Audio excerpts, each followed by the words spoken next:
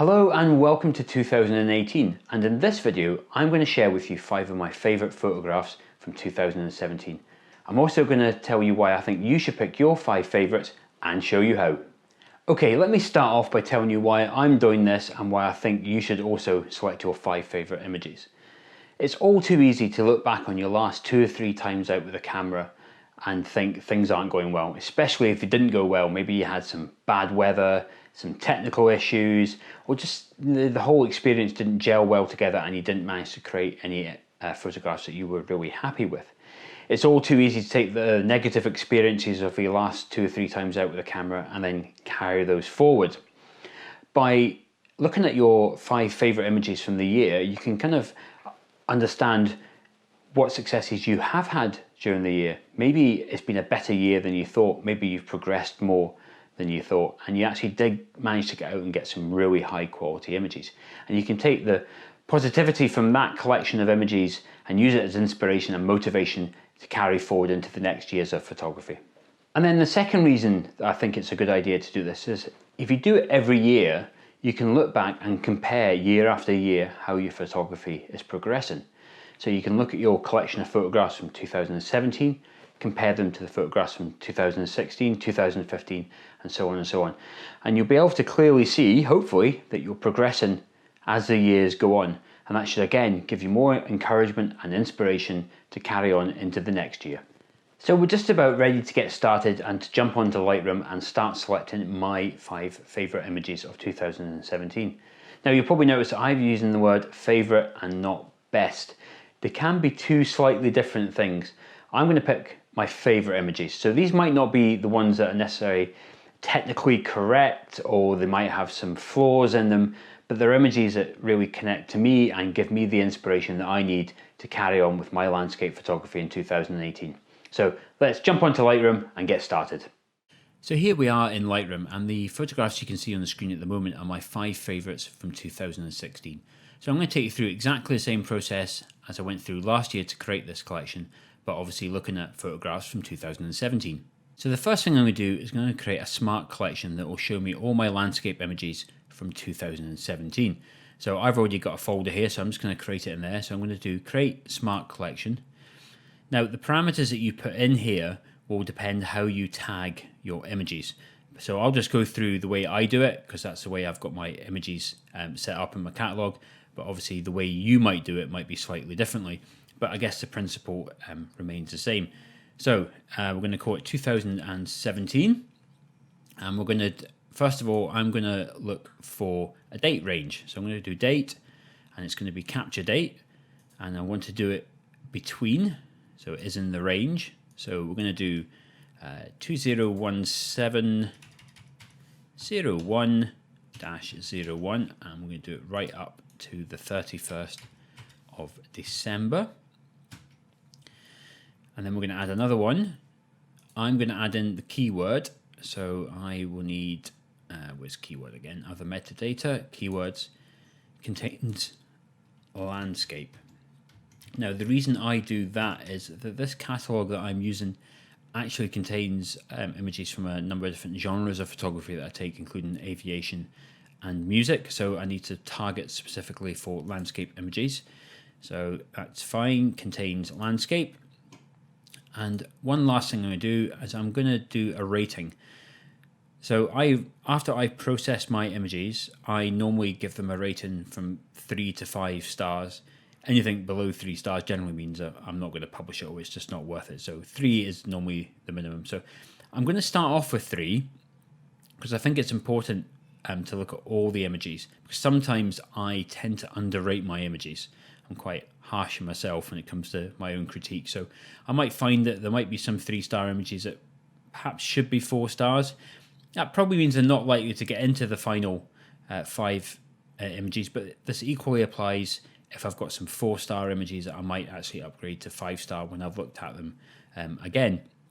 So let's start with 3 stars anyway. I'm going to click on create, and that's going to go away and find all my landscape images that have 3 stars or more. So the next thing I'm going to do is I'm going to create a normal collection. So I'm going to click on that. I'm going to do 2017 top 5. I don't want to include any of the current photos, and click on create. Now the reason I do that is what I'll do is, as I'm going through this smart collection and any images that particularly stand out to me, I can just drag and drop them into that particular collection.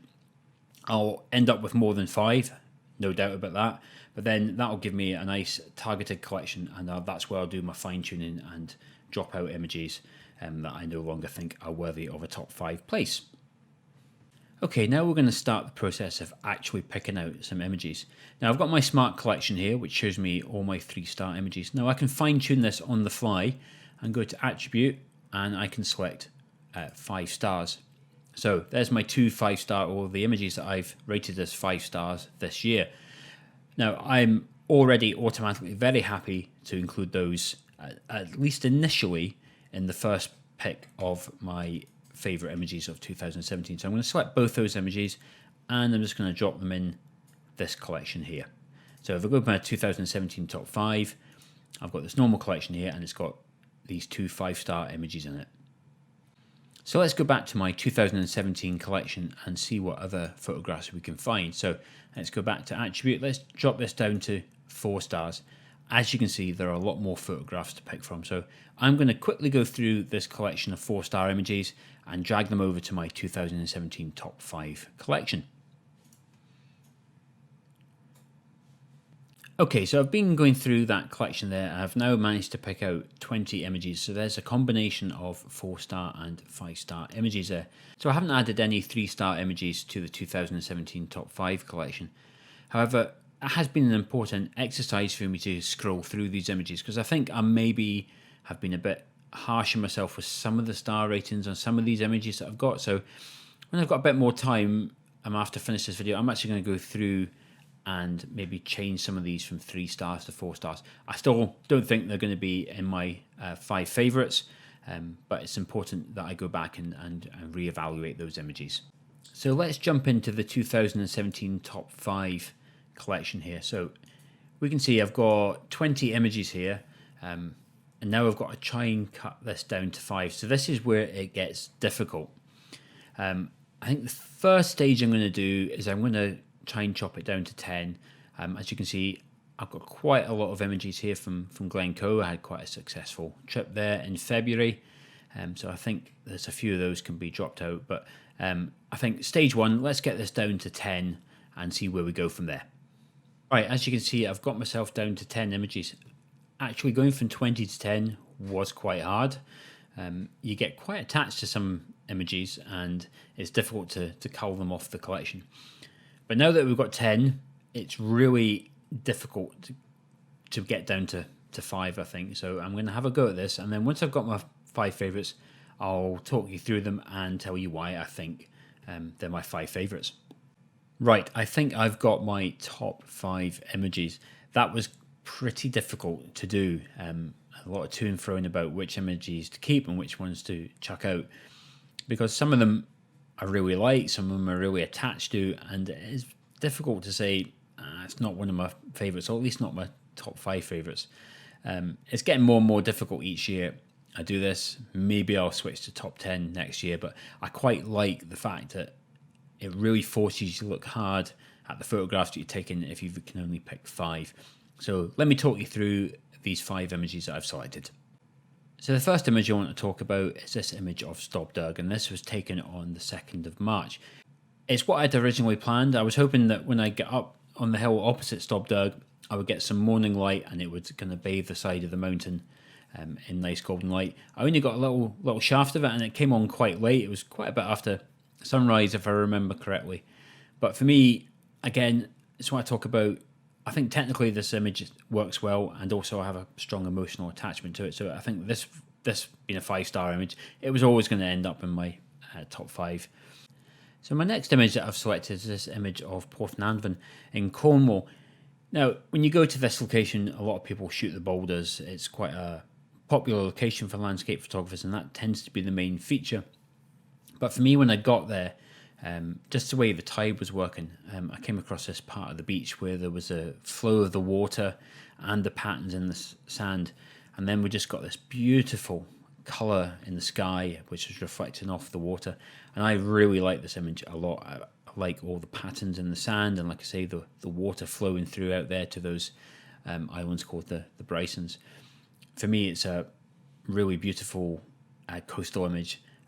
And even though I've given it 4 stars, I think for me anyway, that should really be a 5-star image, so I'll probably upgrade that one. Next up, we have one of my favourite locations to shoot in Cornwall, and that's Trevose Head with the lighthouse. It's a really dramatic coastal location, and it pretty well works in all weathers. There's always some sort of drama going on at Trevose Head. And the reason I picked this one, because I had got a couple of other images, I think, from Trevose Head that year, but this is the first time I've actually shot it in golden light. And I also didn't, in this instance, go for a really long exposure, which I'd normally do just to smooth out the water, particularly if there's a flat grey sky. I wanted to maintain the colour on the side of the cliffs and the rocks here, but also there was a lot of texture and a lot of movement in the water, so it was just a half-second exposure, and I really like the patterns and the choppy effect of the water as it catches against the cliffs and the rocks there. But for me, yeah, one of my favourite images that I've taken at Trevose Head. And next up we have this picture of Brentor Church. Now, as with Trevose Head, Brentor Church is a place that I've visited quite a few times, always hoping to get the light. What I'm always looking for at this location, particularly at sunset, is the side lighting down the side of the hillside here. Now, it was one of those moments, or one of those evenings where you think nothing is going to happen, and then all of a sudden the sky just explodes with colour. I just really like it because of all the colour and the drama in the scene, and also from an emotional point of view. I guess I met a couple of photographers that were standing beside me, and I got really chatting to them about photography and other sort of stuff. So in terms of spending time, it was a really enjoyable evening, both photographically and socially, but I really like this image. Finally, we have this image that I took in the Lake District. It's just on the hillside, just outside Keswick.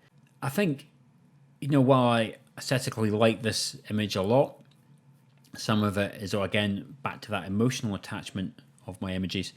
This kind of represented all the work that I put into my trip in the Lake District. It was about two and a half days I spent in the Lake District, and it wasn't a great time photographically speaking. It was grey and overcast almost all the time, and this was my last chance to get a photograph, and literally in the last 15 minutes of me being there, this light broke through and I got this image. So I really like the image, and also it reminds me of the hard work I had to put in at the Lake District. Okay, there you have it. They're my 5 favourite images from 2017.